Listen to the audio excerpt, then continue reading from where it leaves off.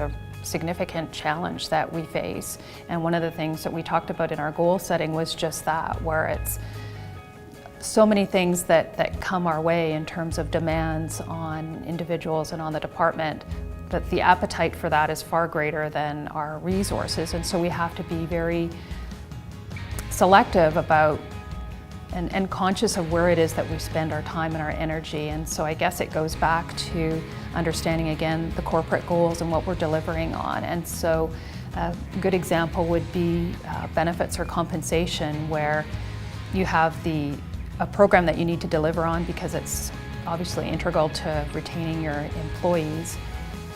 Benefits is an area that can create a lot of time and energy in terms of explaining programs and the value to employees. So you have to be able to balance the individual employee needs that come to HR's door with understanding more broadly what's going on within the programs and what's happening, maybe even external factors that are influencing costs or trends. Certainly I've seen organizations where it's death by policy manual, and the idea is that you've got a policy and that means that we don't have to think anymore, we don't have to use our judgment, we don't have to use our perspective.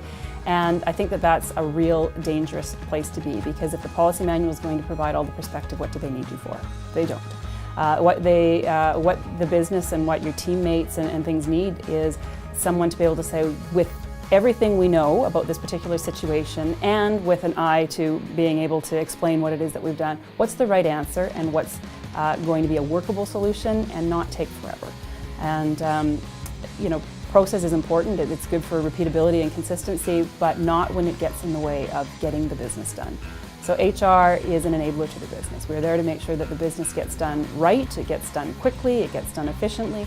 And for us to do that, it means balancing things off. Sometimes the process has to be set aside in order to get a solution, and a quick solution, and sometimes a solution has to be examined from more than one perspective to say, is this going to be repeatable? Is this going to be something that we can actually maintain? At the same time, the business does not want to hear no because we find it too difficult, or no because our system won't allow that, or no because that's against the policy.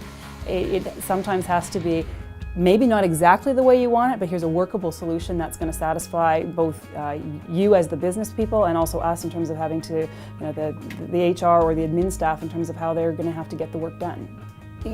Speed is critical. The business moves too fast for us to be waiting for the perfect solution. And in order to get the results that you are looking for the business and from the department, it means looking at what is efficient, what is workable, what is practical, and not focusing too much on the policy, the process, the procedure. Those things can come once the idea is there, once the